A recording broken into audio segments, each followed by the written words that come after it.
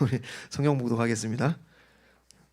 성경 봉독하겠습니다. 우리 마태복음 21장 1절부터 11절입니다. 시간이 없으니까 찾으시는 동안 제가 바로 봉독하겠습니다. 그들이 예루살렘에 가까이 가서 감람산 벳박에 이르렀을 때 예수께서 두 제자를 보내시며 이르시되 너희는 맞은편 마을로 가라. 그리하면 곧 매인 나귀와 나귀 새끼가 함께 있는 것을 보리니 풀어 내게로 끌고 오라. 만일 누가 무슨 말을 하거든 주가 쓰시겠다 하라. 그리하면 즉시 보다리라 하시니 이는 선지자를 통하여 하신 말씀을 이루려 하심이라. 일렀을 때 시온 딸에게 이르기를 내 왕이 내게 임하나니 그는 겸손하여 나귀 곧 멍에 매는 짐승의 새끼를 타도다 하라 하였느니라. 제자들이 가서 예수께서 명하신 대로 하여 나귀와 나귀 새끼를 끌고 와서 자기들의 겉옷을 그 위에 얹음에 예수께서 그 위에 타시니 무리의 대다수는 그들의 겉옷을 길에 펴고 다른 이들은 나뭇가지를 베어 길에 펴고 앞에서 가고 뒤에서 따르는 무리가 소리 높여 이르되 호산나 다윗의 자손이여 찬송하리로다. 주의 이름으로 오시는 이여 가장 높은 곳에서 호산나 하더라. 예수께서 예루살렘에 들어가시니 온 성이 소동하여 이르되 이는 누구냐 하거늘 무리가 이르되 갈릴리 나사렛에서 나온 선지자 예수라 하니라. 아멘. 기도하겠습니다. 하나님, 이 시간 우리 가운데 말씀하여 주시옵소서. 우리가 주님 말씀을 듣기를 원합니다. 우리의 심령에 주님 말씀이 각인되게 하여 주시옵소서. 우리의 심령 깊은 곳에 우리의 신비 가운데 성령님 주님 말씀을 새겨 주시옵소서. 그래서 그 말씀으로 말미암아 우리가 주님의 뜻을 온전히 감당하는 승리의 삶 살 수 있도록 인도하여 주시옵소서. 예수님 이름으로 기도하옵나이다. 아멘. 오늘 설교 제목은 사명을 위해 살고 사명을 위해 죽다입니다. 사명을 위해 살고 사명을 위해 죽다. 참 멋진 고백인 것 같습니다. 일부러 사명을 위해라는 말을 반복해서 주제를 정했습니다. 사명을 위해 살고 죽다 할 수도 있지만 그냥 좀 약한 것 같고 사명을 위해 살고 우리가 사명을 위해 죽기를 원하는 마음으로 그러한 마음으로 함께 말씀을 나누고자 합니다. 어저께 제가 그 전날 이제 저희 노예 한우리 교회라고 광명에 있는 참 좋은 교회고 제가 가서 이제 금요 찬양 예배 때 저희가 이제 마무리 워십 팀이 가서 함께 섬겼는데 너무 좋더라고요. 그 자리가 정말 기도로 준비되고 기도로 쌓였던 자리라는 것을 많이 알게 됐고 사실 그 목사님이 신대원을 졸업하자마자 개척하셔가지고 그렇게 꽤 큰 그러니까 굉장히 좋은 교회로 건강한 교회로 이렇게 30년간 세워 오신 또 많은 성도님들이 헌신하여 세워오신 교회이기 때문에 더 감회가 새로웠던 것 같습니다. 그래서 이제 요번에 그 성지순례 갔을 때 괜찮아요. 저걸 좀 닫으면 좋겠네요. 예. 조금이라도 방음을 해야지. 너무 시끄럽네. 네. 저걸 내려야 될 것 같은데 아닌가? 내리는 게 꽉 닫는 겁니다. 손잡이를. 예, 그렇게 아셨죠? 저희가 알아드린 겁니다. 교회 닫는 건 저게 닫는 거고 중간에 있으면 저게 열려요. 이번에 그 성지순례 갔을 때 같이 교제를 이제 했는데 되게 선배님이세요. 근데 뭐라 그럴까 양반이라고 하면 이분이 양반이 아닐까. 그래서 저희가 이제 예를 들어서 비행기를 타고 진짜 힘들게 몇 시간을 갔단 말이에요. 진짜 막 헤드뱅을 하면서 거기서 막 자고 그래요. 밤에 갔으니까 얼마나 피곤합니까. 그래서 내가 화장실을 가려고 딱 일어나서 가는데 거기 웬 선비 한 분이 불을 켜고 책을 읽고 계시는 거예요. 주석책을. 깜짝 놀라가지고 이런 분이 계시구나. 보니까 우리 노예 목사님. 역시 다르구나. 개척하셔가지고 교회를 크게 이루신 분은 뭔가 다른구나. 저를 비롯한 모든 분들은 헤드뱅을 하면서 자고 있는데 거기서 주석책을 읽으면서 계시더라고요. 나중에 사모님이 좀 그러지 좀 마. 그러시긴 하던데 되게 멋지더라고요. 그래서 다음엔 저도 저렇게 좀 해봐야 되겠다. 큰 도전이 생겼습니다. 그래서 이제 요번에 이제 그 교회 가서 말씀 듣고 같이 이제 초청해 주신 거예요. 근데 너무 좋더라고요. 너무 감사했고 정말 오랜만에 사실 오늘 불렀던 이 찬양 오늘도 너무 감사했지만 모든 영광과 존귀와 능력 그 다음에 두 곡이 더 있었지만 안 해도 되더라고요. 안 했어요. 그것만 했어요. 그냥 뭔가 이거는 가사를 뛰어넘어서 그냥 주님이 우리 가운데 그게 있어요. 그냥 영광을 받으시는 그러니까 하나님의 임재가 이거구나. 그러니까 우리가 형언할 수 없는 하나님의 그 위엄과 그 영광스러움이 그냥 부어지는 너무 좋았어요. 저도 너무 감사했고 또 많은 성도님들이 그렇게 예배하는 것 같았습니다. 너무 감사했습니다. 그렇게 이제 사역을 하고 오니까 많이 지치더라고요. 그래서 거긴 또 그 금요 기도회가 9시 시작해요. 또 그 말씀이 1시간입니다. 그래서 너무 위로가 됐어요. 역시 시간이 중요한 게 아니다. 말씀 1시간씩 해도 교회가 되더라고요. 그리고 또 더군다나 끝나고 나서 30분을 기도를 합니다. 30분 동안 진짜 죽어라 찬양했어요. 오랜만에 진짜 그렇게 30분 동안 쉬지 않고 찬양한 적이 근데 전 좋았어요. 근데 목이 좀 많이 나갔지만 그래서 끝나고도 너무 좋으셨다고. 그러니까 그렇게 기도를 또 이렇게 하고 나니까 11시 반 그리고 또 교제 또 했잖아요. 또 교제를 또 했어요 그 시간에.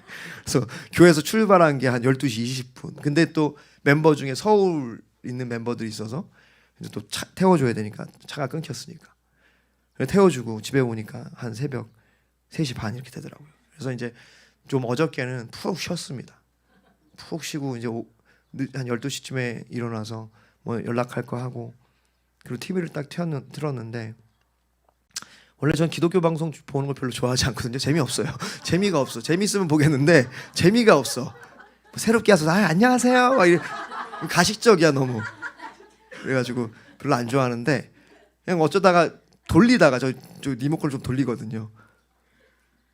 그래서 저희 아내가 되게 싫어하는데 돌리다가 CBS에서 고 정필터 목사님 추모 뮤지컬 공연을 하더라고요. 수영로교에서 했던 것 같아요.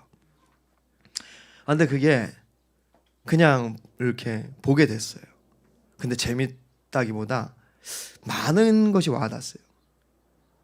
그냥 뭔가 성도님들 안에 그 정필도 목사님에 대한 그리움이 많이 느껴지고 그래서 많은 것들이 와닿았는데 그 중에서 뭐 목사로서 참 부럽다. 저렇게 멋지게 교회를 세우고 하나님께 쓰임 받았구나.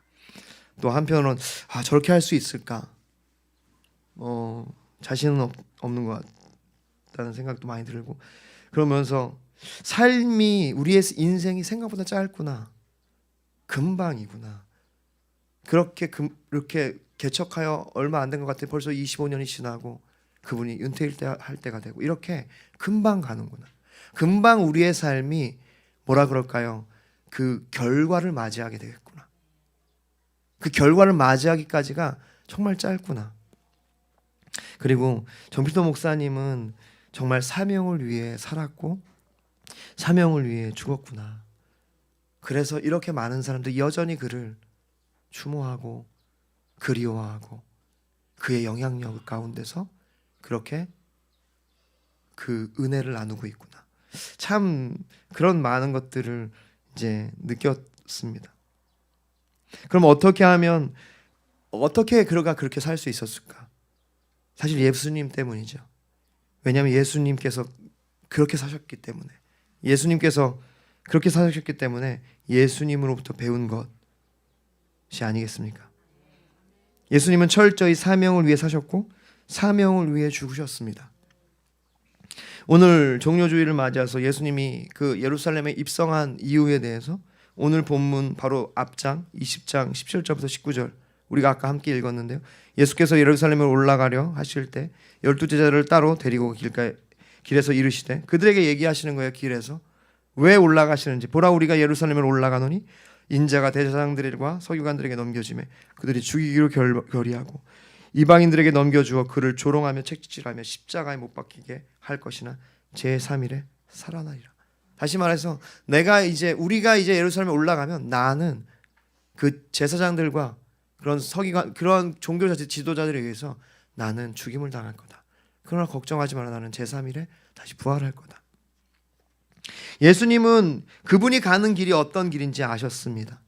그분은 그렇게 사명을 위해 사셨죠. 그래서 오늘 우리가 그 예루살렘에 입성하신 그 예수님을 기념하며 기억하며 정료주일로 예배드리는 것입니다. 우리를 구원하시려고, 우리를 살리시려고 십자가에 달려 돌아가시고 부활하심으로 사명을 완수하기 위해 그 예루살렘 성을 올라가신 거죠. 그 길은 우리도 따라가야 할 길인 줄 믿습니다. 제자들도 결국 그 길을 따라갔어요. 처음에는 아까도 말씀드렸듯이 그 길이 어떤 길인지 모르고 갔지만 그들은 결국 그 길을 갔습니다. 성도에게 진정한 성공은요, 사명을 위해 살고 사명을 위해 죽는 것입니다. 아까 초대에 말씀드린 정필도 목사님처럼, 고 하영조 목사님처럼, 우리 고 옥하는 목사님처럼, 또 이름도 빛도 없이 복음을 위해서 타지에서 외진 곳에서 몇 분의 어른 성도님들, 할머니 할아버지 붙들고 복음을 전하다 아무 이름도 없이 돌아가신 모든 분들이 사명을 위해 살고 죽은 분들 아닙니까? 성도는 바로 그렇게 사명을 위해 살고 죽는 것입니다. 왜냐하면 예수님이 그렇게 사셨기 때문에. 그래서 오늘 본문을 통해서 예수님의 가신 그 길을 보면서 어떻게 하면 우리가 사명을 위해 살고 사명을 위해 죽을 수 있는지 함께 보기를 원합니다. 첫 번째는요, 말씀이 기준이 될 때입니다. 오늘 본문 21장 1절부터 5절을 함께 읽겠습니다. 시작. 그들이 예루살렘에 가까이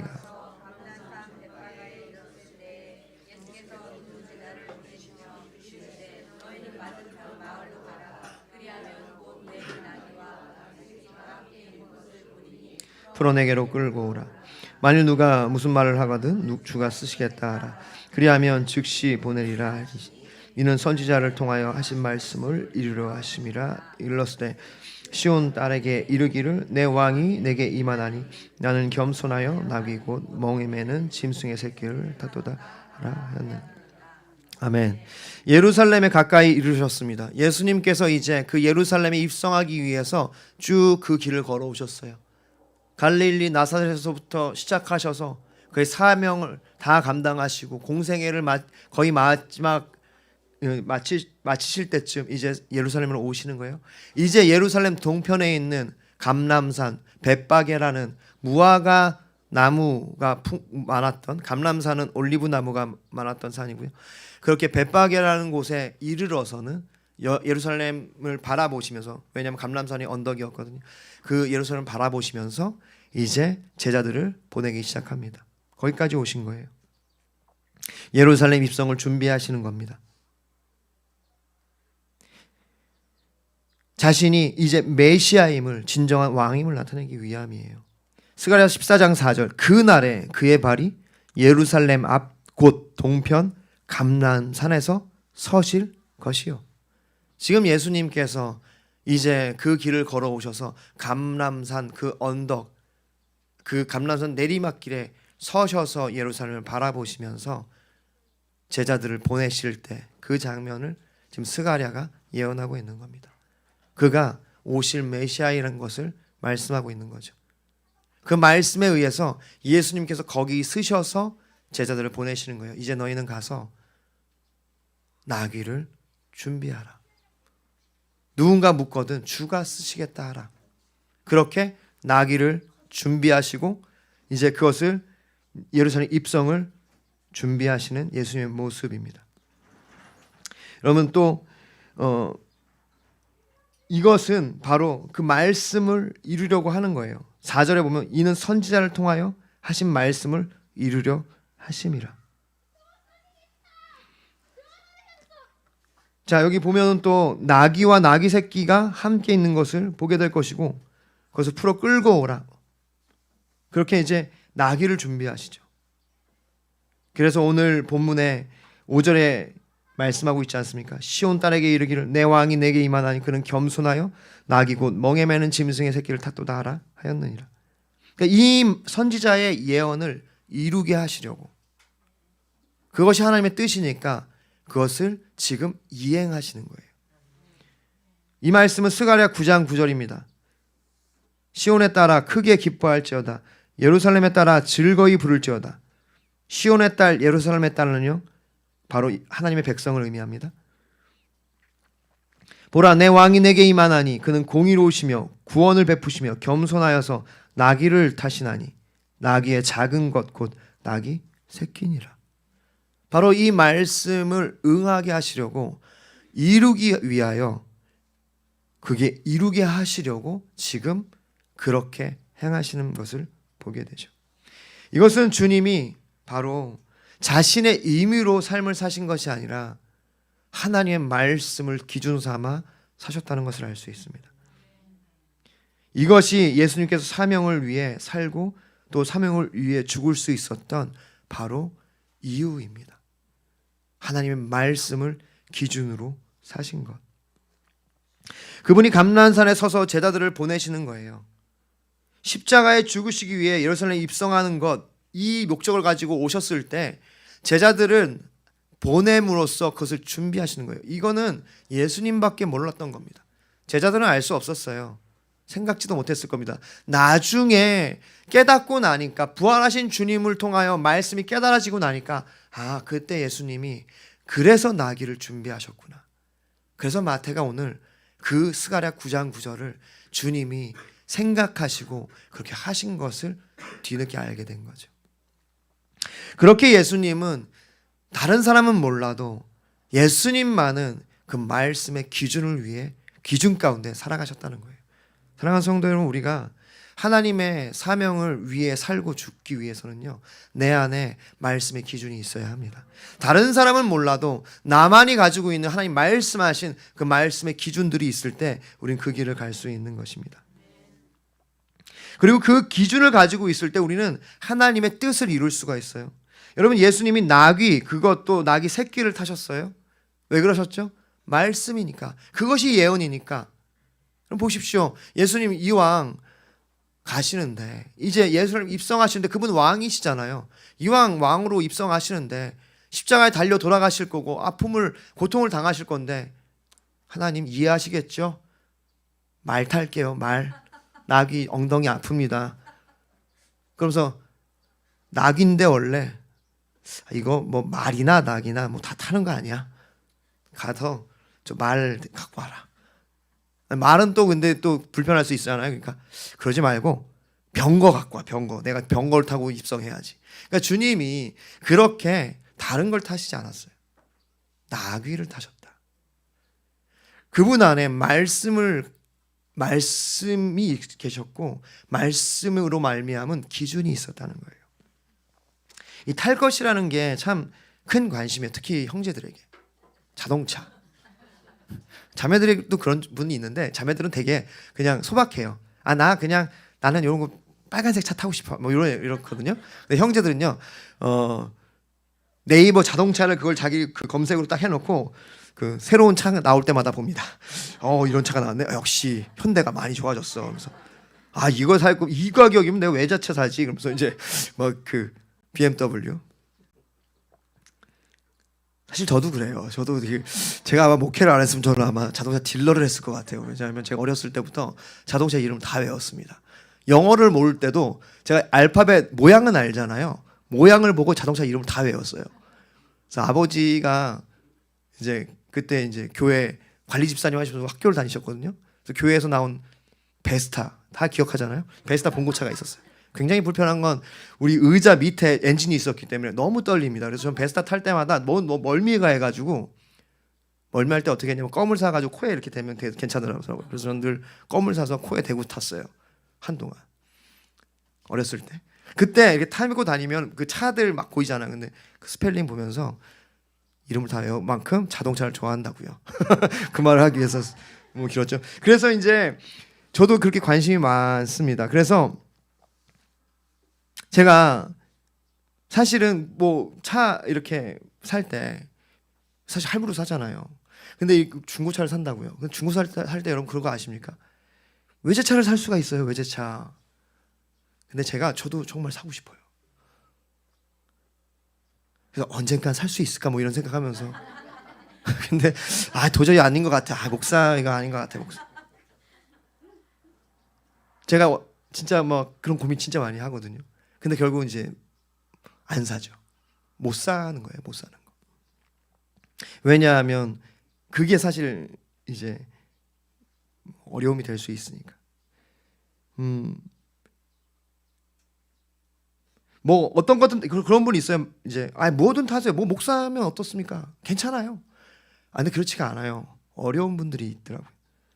제가 뭐 하소연을 하는 게 아니라 어떤 말씀이냐면 제한이 없는 삶을 살고 싶은 게 우리의 마음이라는 거예요. 말씀으로 말미암은 기준이 없는 삶은요, 내가 무엇이든지 원하는 것을 다 타고 싶고 다 하고 싶고 다 갖고 싶은 것이 우리의 마음이라는 거예요. 전 여러분에게 외제차를 타라는지 말라는 얘기 절대 아니에요. 저는 진짜 제가 정타 딜러였으면 진짜 외제차 삽니다. 전 페라리 살 거예요. 페라리. 진짜로. 무슨 그런 느린 차를 타고 다닙니까? 빨리빨리 숑숑 가야지. 남자가 태어나서 과속 카메라에 한 100번은 찍혀야죠. 뭐 이런 생각을 가지고 쓸데없이 과시하면서 할 것 같아요. 그 말이 아니라 여러분 우리는 우리의 형편대로 사는 거 맞아요. 근데 내 안에 그것이 말씀의 기준이 있냐는 거예요. 이것은 사실 목사에 의한 목사만을 얘기가 아니라 우리 모두 잠깐만 이름이 갑자기 경서가 너 힘들면 나가서 놀아도 되는데 그래 말씀 들어도 되고 나가서 놀아도 돼. 사랑하고 축복한다. 10분 안에 끝낼 수는 없을 것 같은데 자 어쨌든 지금 자동차 얘기가 나와서 제가 흥분을 좀 했나 봐요. 그래서 그러니까 말씀으로 말미암은 내 삶의 기준이 있어야 된다. 내가 타고 싶은 것, 뭐 하고 싶은 것이 아니라 부르신 모습 그대로 부르심을 따라 선택해야 된다는 겁니다. 고린도전서 8장 12절부터 13절에 그런 말씀이에요. 만약 형제가 나로 실족하면 나는 다시는 고기를 먹지 않겠다. 입에 대지 않겠다. 원래 바울은 이전에 뭐라면 나는 아무 상관이 없다. 나는 뭘 해도 상관없다. 뭐 어떤 것도 먹을 수 있다. 그러나 만약에 내가 먹는 거로 말미암아 형제가 실족한다면 난 그것을 입에 대지도 않겠다. 그것이 바울의 기준이었다는 겁니다. 사랑하는 성도 여러분, 이것이 우리의 기준이 돼야 될 줄 믿습니다. 말씀이 기준이 돼야 되는 거예요. 내가 하고 싶은 거, 내가 원하는 거, 내가 할 수 있는 것이 기준이 아니라 말씀이 기준이 돼야 되는 거죠. 이왕이면 말이 낫겠지. 이왕이면 병거가 낫지. 수레가 낫잖아. 가마가 낫지. 말씀이 기준이 있다는 것은요, 절제와 제한이 있는 삶을 산다는 것입니다. 그럴 때 우리는 유혹을 이길 수 있습니다. 어떤 유혹이냐면 무제한과 무질서, 무절제한 삶을 추구하는 삶으로부터 유혹을 이길 수 있어요. 여러분, 우리의 그리스도인의 삶이 청빈하고 깨끗할 수 있는 이유는 바로 이유입니다. 말씀의 기준이 있기 때문에 우리는 필요한 것만 사용하고 필요한 것만큼만 살아갈 수 있는 거예요. 세상 사람들은요, 그들이 할 수 있는 모든 것을 하려고 합니다. 그것이 바로 무절제고 무제한입니다. 재정적으로 우리가 어려운 이유가 있다면요, 사실 우리가 너무 무절제하기 때문이기도 해요. 무제한적으로 쓰이기 때문입니다. 버젯 안에서, 예산 안에서 살아가는 훈련을 하는 것이 우리의 좋은 재정 훈련이죠. 관계가 어려운 이유요, 내가 무제한으로 무절제하게 내가 관계하기 때문입니다. 내 마음대로, 내가 하고 싶은 대로. 아니요, 말씀으로 말미암은 기준이 있어야 돼요. 예수님은요, 말도 탈 수 있었고 가마도 탈 수 있었고 수레도 탈 수 있었어요. 그분은 왕으로 가셨고 그 모든 예루살렘 사람들이 그를 다 환영했습니다. 옷을 깔았다고요, 겉옷을. 그런데 그분은요, 나귀 새끼를 타셨어요. 왜냐? 그게 말씀의 기준이기 때문에. 타락한 본성은요, 우리를 언제나 무절제하고 무제한적인 삶으로 인도합니다. 그래서 우리 무제한으로 제공되는 부패를 좋아하잖아요. 뭐든지 무제한이면 그래? 뭐 이렇게. 우리의 부패한 본성 때문입니다. 예수님이 이렇게 하신 이유, 바로 말씀의 기준이 있었기 때문에. 제자들은 그때는 알 수 없었지만 나중엔 알게 됐죠.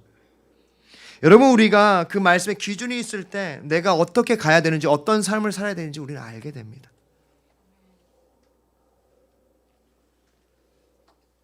예수님이 말씀하셨어요.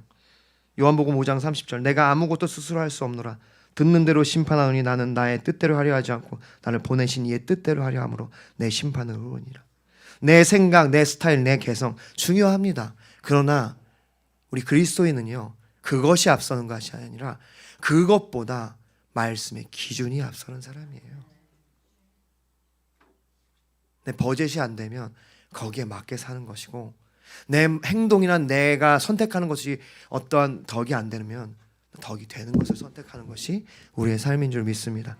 그럴 때 우리는 말씀, 그 사명을 위해 살고 죽을 수 있습니다. 두 번째, 내가 누구인지 알 때입니다. 우리 6절부터 11절을 이제 눈으로 한번 보시면요, 제자들이 예수께서 명하신 대로 나귀 새끼를 가져오고 거기에 겉옷을 깔자 예수님 타셨어요. 그리고 이제 그 예루살렘으로 들어가기 시작하자, 들어가기 전부터 무리가 그들의 겉옷을 깔고 나뭇잎을 베어서 그 길에 펴면서 그것을 들고 주님을 향하여 호산나, 다윗의 son 예수여, 막 이렇게 높이면서 그를 불렀습니다. 10절에 보니까 예수께서 예루살렘에 들어가신 온 성이 소동하여 이르되 누구냐 하거늘, 이는 누구냐 하거늘 무리가 이르되 갈릴리 나사렛에서 나온 선지자 예수라 하니라. 사람들은 그렇게 그를 환호했습니다.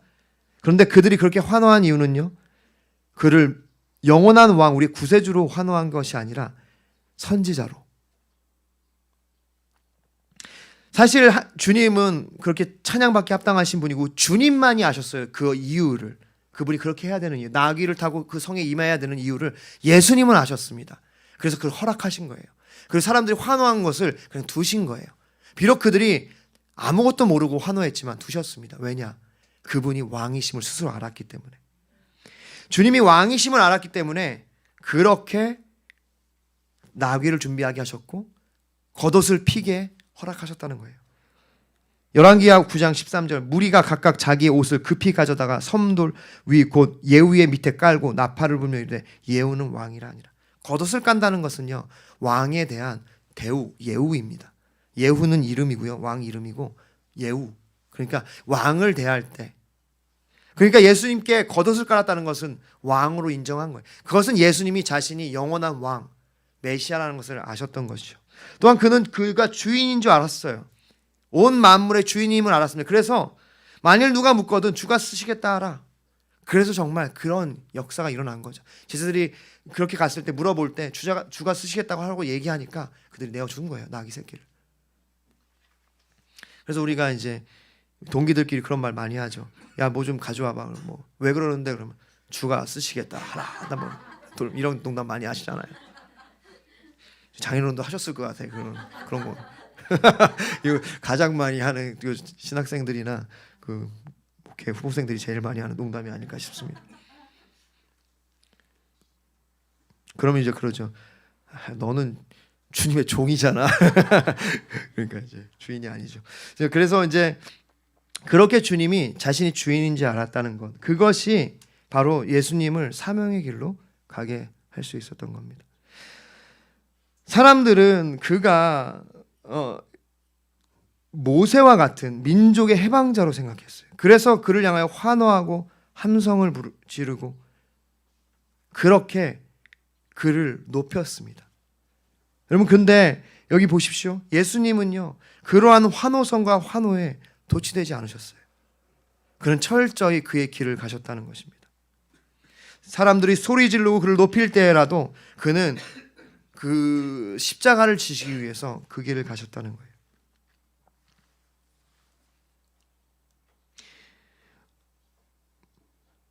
왜냐하면 그가 자신을 아셨고 사람들을 알았기 때문에.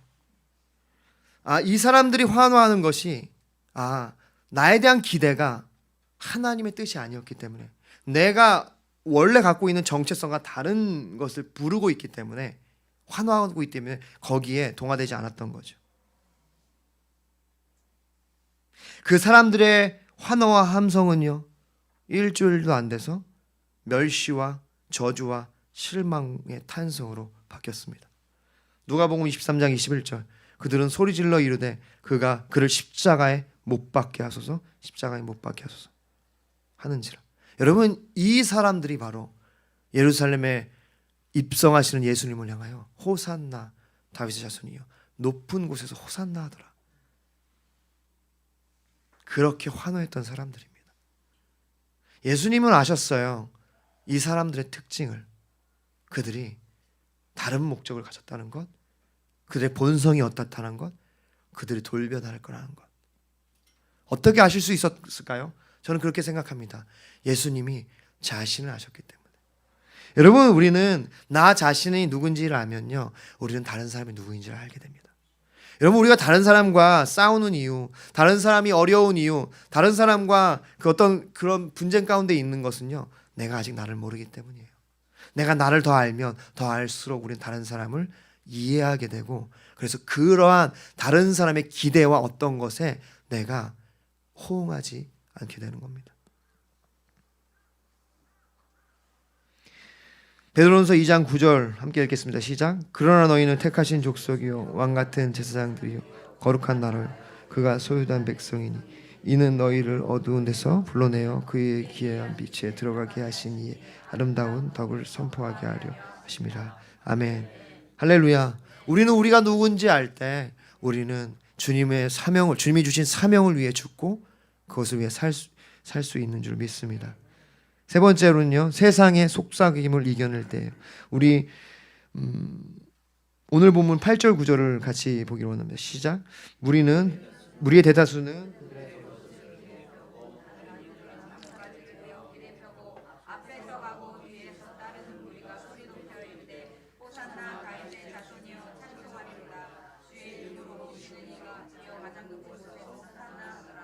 아멘.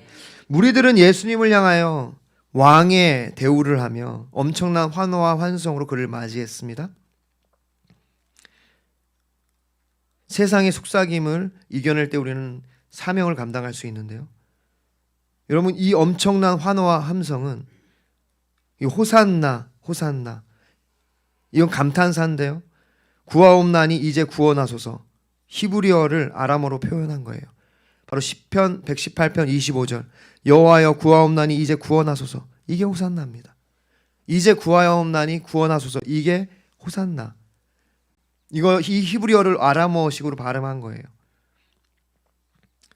그러니까 그런 환호와 함성, 그것이 예수님에게는 세상의 속삭임이었죠. 예수님을 정치적 메시아로, 자신들이 기대하는 그 기대를 채워줄 민족의 지도자요 해방자로 지금 환호하고 환성을 지르며 환영하고 있는 겁니다. 예수님은 왕도 맞고 메시아도 맞지만 그들이 생각하는 메시아와 왕이 아니었어요. 예수님은 다른 왕이셨습니다. 그는 영원한 왕이었어요. 그는 영혼의 구세주였습니다. 이스라엘뿐만 아니라 온 민족의 왕이셨습니다. 여러분, 그런데 이 예루살렘 성민들은, 백성들은 그를 자신들이 생각하는 왕으로 환성하며 환호하며 맞이하고 있는 거예요. 이것이 세상의 소리고 세상의 메시지입니다. 이것이 세상의 평가고 세상의 기대입니다. 세상은 예수님을 정치적 메시아로 평가하고 기대하고 환호하고 있습니다. 여러분, 이것은 바로 유혹입니다. 이것은 사명을 위해 사는 그리스도인들에게는 유혹입니다. 세상이 기대하는 평가와 세상이 기대하는 환호와 환성, 그리고 그러한 바램. 이러한 세상의 기대와 평가하는 소리는 유혹이 되어 우리에게 들려옵니다. 우리가 사람들과 관계할 때, 직장에서, 내 가정에서, 내가 내 삶을 조망할 때 여전히 그러한 기대와 평가와 그러한 환호를 저는 받고 싶어 하죠. 이번 주에 기회가 있어서 강남을 갔었어요. 저는 강남을 갈 때마다 참 많은 것이 느껴지고 영향을 받는 것 같아요. 진짜 화려합니다. 수원에 살 때도 강남 갈 때 화려했는데 이제 양평에 오니까 더 화려한 것 같아. 진짜 번쩍번쩍하고 솔직히 정직히 말씀드리면 거기 살고 싶어요. 그런 생각이 뭐 들기도 하죠. 이 세상 한번 사는데 좀 멋지게 이런 곳에 사야 되는 거 아니야? 세상의 소리죠. 그런 생각 들었어. 오카는 목사님이나 이런 우리나라의 중심에서 사역했던 분들이 정말 힘드셨겠구나.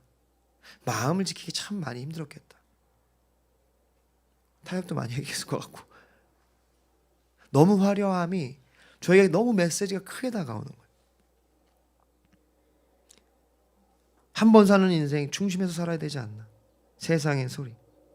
우리를 향한 기대치가 있습니다. 그리고 내가 나를 향한 기대치가 있어요. 나도 살아가는데 이런 성공은 한번 해야 되는 거 아닌가. 여러분, 제가 목회를 하는데 저에게도 세상의 소리가 들려옵니다. 권정열 목사님의 그 하누리 교회 보면서 저도 이렇게 해가지고 개척교회를 하면서 그렇게 되고 싶은 마음. 세상의 소리죠. 세상의 평가. 우리가 그런 것들에 계속 노출돼 있고 그것을 들려온다는 거예요. 내 속에서도 세상의 소리가 들려옵니다. 이 정도는 해야 되지 않나? 이렇게 해야 되지 않나? 내 스스로 날 평가해 놓죠. 누가 보기에 나도 벌듯해야 되지 않나?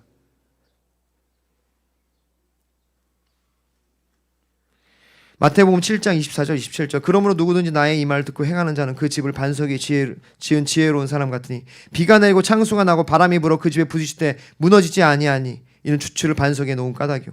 말씀을 듣고 행하는 자는 흔들리지 않는데 말씀을 듣고 행하지 않는 자는 창수가 나고 바람이 불어 부딪힘에 무너져 그 모든 것이 흔들린다고. 우리가 말씀을 듣고 행한다는 것은요, 내가 더 이상 세상의 소리를 듣지 않고 내 내면의 본성의 소리를 듣지 않고 말씀의 기준을 삼아 그 음성을 듣기 시작하는 겁니다. 그 음성을 듣고 그 말씀에 순종하여 내가 따라가기 시작할 때 흔들리지 않는 거예요. 듣고 행하지 않으면 아무 힘이 없습니다. 시편 1장 1편 2절 4절 오직 여호와의 율법을 즐거워하여 그 율법을 주야로 묵상하는도다. 그는 시냇가에 심은 나무가 철을 따라 열매를 맺으며 그 잎사귀가 맞이함 같으니 그가 하는 모든 일에 다 형통하리로다. 악인들은 그치가 아니하며 오직 바람에 나는 겨와 같도다. 사랑하는 성도 여러분, 우리가 말씀에 기준하여 그것을 듣고 그것에 귀 기울여 살지 않으면 우리가 악인들처럼 세상의 소리에 귀를 들이고 내 마음의 내면의 본성의 소리에 귀를 기울이고 내가 어떤 평판이 있지 않아야 되나. 이 세상은요, 온갖 평판과 그런 평가에 예민한 세상이에요. 여러분, 우리가 SNS를 하는 이유가 뭡니까? 우리는 드러나고 내가 인식되는 것이 너무 중요해요. 관계 안에서 제가 나를 어떻게 생각하는지가 너무 중요해요. 우리의 본성은요, 그게 자동적으로 따라간다고요. 예수님이 그런 유혹이 있으셨다고요. 그런 죄가 없으시기 때문에 죄를 짓지 않고 철저히 말씀에 따라 그 길을 가시는 겁니다. 세상의 환호에도 전혀 흔들림 없이 그 말씀에 따라 십자가의 길을 가신 거죠. 말씀을 정리하겠습니다. 성도에게, 그리스도인에게 진짜 성공이 무엇인가요? 그것을 좋은 집에 사는 것, 원하는 차를 타는 것, 하고 싶은 여행을 마음껏 하면서 마음 편히 취미 생활을 하며 즐기는 삶인가요? 여러분, 그렇습니까? 통장의 잔고가 넉넉한 것인가요? 비교적 품위 있는 삶을 유지하며 평판과 평가가 훌륭한 삶, 비교적 괜찮은 삶을 사는 건가요? 그것이 성공입니까? 제자들은 그런 줄 알았어요. 그들이 종료주의를 우리가 맞이해서 그 예루살렘에 입성하는 예수님과 함께 예루살렘에 입성할 때는요, 그게 성공인 줄 알았습니다. 그래서 그 전 장면을 보면요, 세베대의 두 아들을 둔 어머니가 와서 그에게 하나는 좌편에 하나는 우편에 앉혀달라고 하잖아요. 그것이 우리에게 진정한 성공인가요? 아닙니다. 그것은 우리의 성공이 아닙니다. 그것은 세상의 성공일 수 있어도 우리의 성공이 아닙니다. 그것을 우리의 성공으로 여긴다면 우리는 말씀의 기준을 잃어버린 거고 내가 누군지 잃어버린 거고요. 그리고 세상의 소리에 넘어간 겁니다. 여러분, 우리의 성공은요, 사명을 이루는 것, 사명을 위해 살고 사명을 위해 죽는 것입니다. 엘리자베스 엘리엇 인터뷰 제가 언젠가 얘기했는데 너무 유명하죠. 그의 남편이 유능한 박사였어요. 미국의 유명한 대학을 나왔다고요. 그가 근데 첫 딸을 낳고 그 딸이 아직 말도 제대로 못하는데 아우카족 미개인들의 미전도 종족에게 복음을 전하다가 30세의 나이에 죽게 됩니다. 이것이 미국 사회에 큰 파장을 일으켰어요. 타임지가 그 기사를 쓸 때 제목을 이렇게 했습니까? 이렇게 만들었습니다. 이 얼마나 큰 낭비인가. water waste 뭔가요? 이 얼마나 큰 낭비인가. 그리고 엘리자베스 그 아내 자신의 남편을 30세에 딸을 한 명 두고 하늘나라로 간 그 남편을 하늘나라를 보낸 이 엘리자베스 엘리에게 그 기자가 인터뷰하게 찾아왔어요. 그리고 물었습니다. 너무 안타깝습니다. 이 얼마나 큰 낭비입니까? 너무나 귀한 인재가 이렇게 너무 허무하게 죽었다.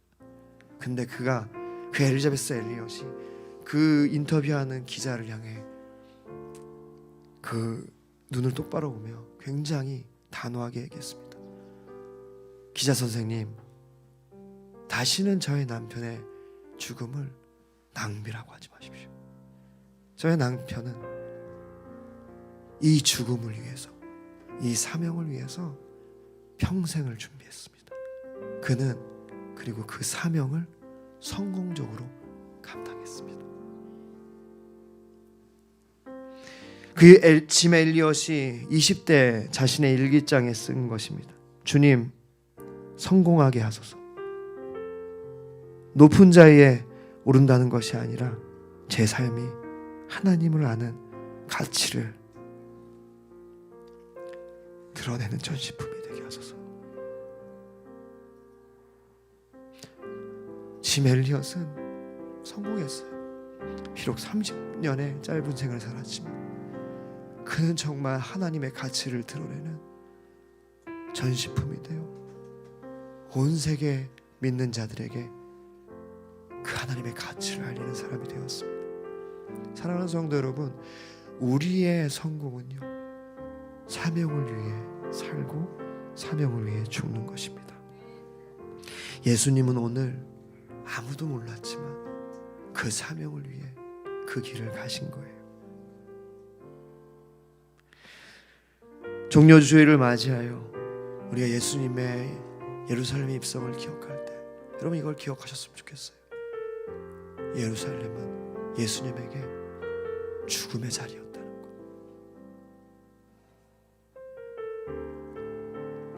그분은 그 사명을 감당하기에 그 성공을 위해 아무도 알아주지 않아도 묵묵히 그 길을 갔습니다. 우리도 그 길을 같이 가기를 원합니다. 그러기 위해선 말씀이 기준이 돼야 됩니다. 우리의 욕망과 우리의 욕심이 기준이 아니라 말씀이 기준되어 우리의 삶에 절제와 제한이 있는 삶을 살아야 합니다. 두 번째는 내가 누구인지 더 확실히 알아서 세상 사람들의 평가에 흔들리지 말아야 합니다.